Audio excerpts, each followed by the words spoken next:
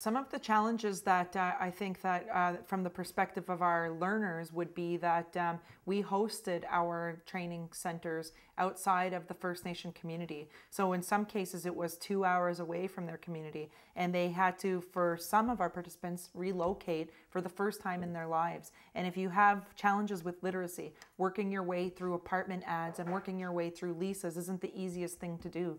So that was a barrier that they had to overcome if they were willing to participate in our site. And that wouldn't have been possible had there not been financial support provided from the province of New Brunswick under training and skills development to allow for these students to get a living allowance. So that financial support was essential to the success and continued participation of our learners while they were in the classroom. The coach came in there to help them work through finding accommodations and deciding whether or not relocating permanently or for the duration of the course was the best option for them.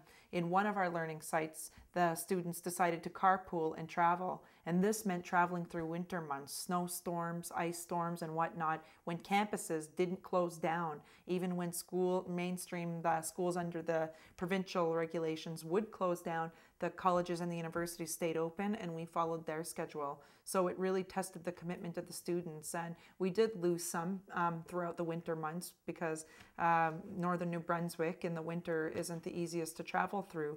But I think the commitment of the learners, if it was there, they made it. Some hitchhiked, some walked a mile to go meet their ride to carpool, but they got there. They got there in rickety cars and whatnot because they had made the decision to advance themselves for themselves or for their families and for their communities. And they knew as a pilot initiative that we would be evaluated on their success. So them seeing their role in how this would continue, they made that commitment early on, and they did what they could to carry through. And I think we would not be the success, we wouldn't have the success to celebrate that we have today if it wasn't for the committed, disciplined, determined learners that we had within our classroom.